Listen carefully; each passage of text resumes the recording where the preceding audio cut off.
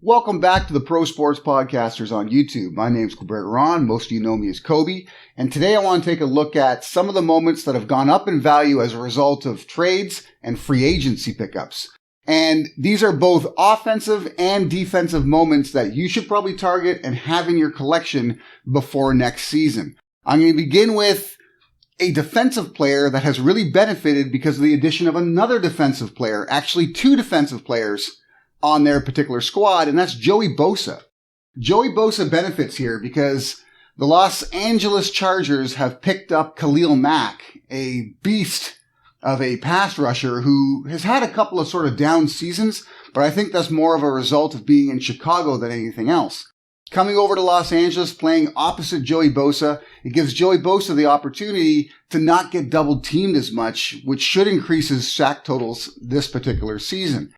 They also picked up J.C. Jackson on the back end, right? So having a star defensive back, a real shutdown corner, is also going to provide Bosa with additional time to actually get to the quarterback. So I like Joey Bosa as a moment that you should really have as part of your sort of sack list of players to have in your collection.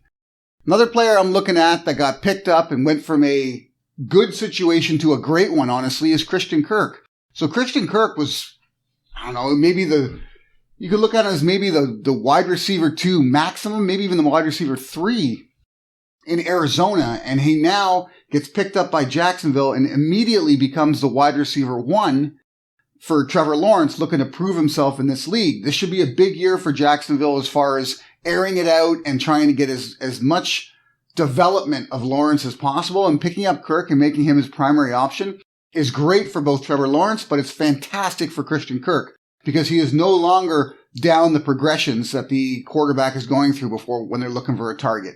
Christian Kirk really benefits here. I like him as a wide receiver to have in your collection. I already talked about J.C. Jackson, his move to L.A.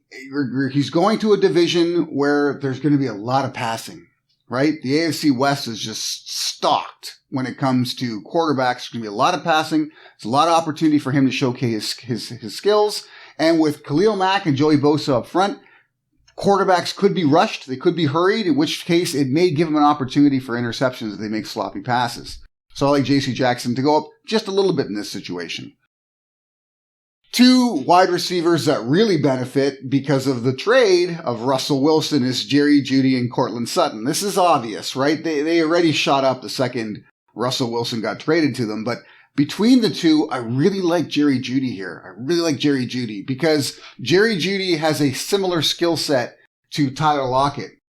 Very shifty, great underneath routes, but can go deep because of his ability to shed the defenders very early on within 5-10 yards of the line of scrimmage and then go deep in Denver. So Jerry Jeudy's moments should really be high on your list of targets to get right now.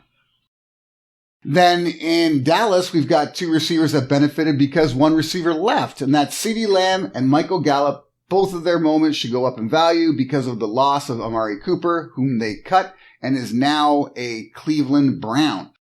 CeeDee Lamb becomes the de facto number 1. Michael Gallup becomes number 2. They basically both move one step up the ranking list on the Dallas Cowboys as far as receivers go, and they were very successful as number 2 and number 3 behind Amari Cooper. Now, losing Amari Cooper puts additional emphasis on CeeDee Lamb. He may face more double teams as a result of that, but he's a very athletic receiver, so I don't think that's really a problem. I really like Michael Gallup, though. Michael Gallup should have a lot of opportunity as a wide receiver, too, in Dallas. Definitely have him in your collection. And then last but not least, my favorite moment so far that's benefited from free agency and trades is Russell Gage. I jumped on Russell Gage when I heard that Calvin Ridley was going to be suspended for a year for gambling on NFL games. That immediately moved Russell Gage from a wide receiver 2 position in Atlanta to a wide receiver 1 with a team that likes to throw the ball a lot, basically has to throw the ball a lot because they play from behind quite often. And I thought, that's a bonus. I'm going to jump on Russell Gage because of this. Even though he's a free agent, I expected Atlanta to try and hold on to him because of the loss of Calvin Ridley. Well, that didn't happen. So even though I went and picked up like 5 Russell Gages, I still ended up benefiting because he ended up being signed by the Tampa Bay Buccaneers to be Brady's slot receiver. Now, when I think Brady slot receivers, I think Wes Welker, Julian Edelman. Brady just has pinpoint accuracy when it comes to the passes underneath. His timing is always on. His accuracy is always on. He knows how to lead the receiver. Russell Gage going to Tampa Bay to have Brady throwing the ball as a slot receiver is a massive upgrade. Massive upgrade. Gage had pretty good numbers last year. He should have phenomenal next year. He was probably the one moment that's got up the most in value as a result of free agency so far. So if you don't have any Russell Gages, make sure you go get yourself one. He has both common and rare moments. It's up to you as to which one you want to go with.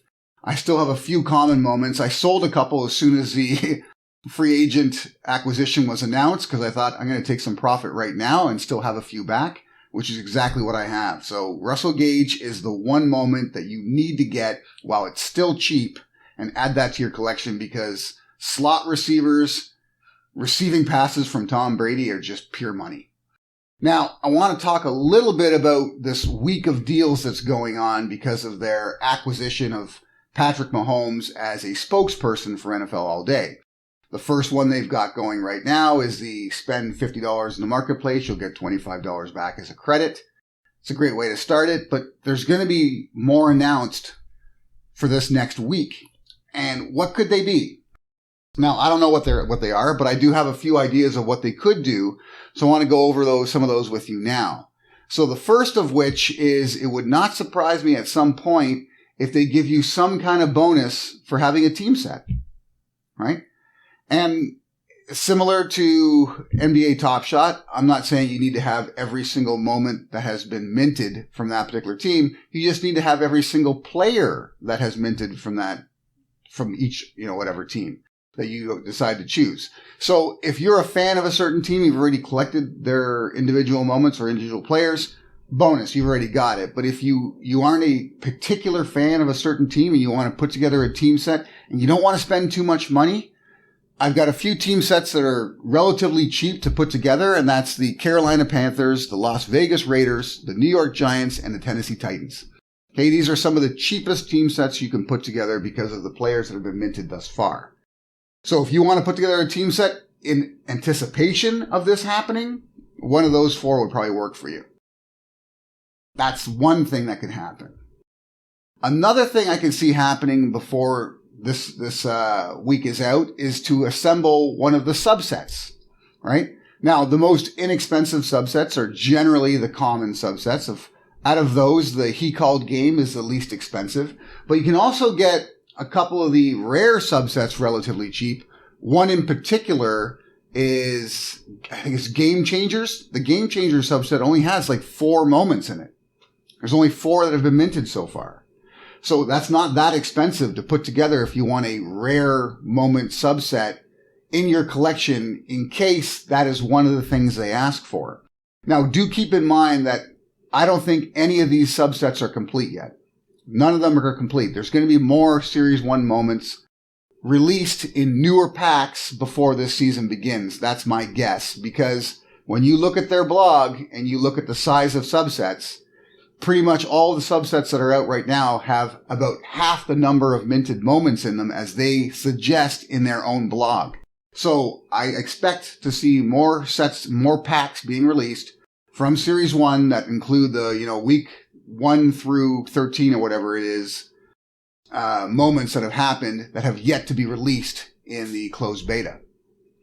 So if you want to build a set, consider that too, right? There will be more moments minted.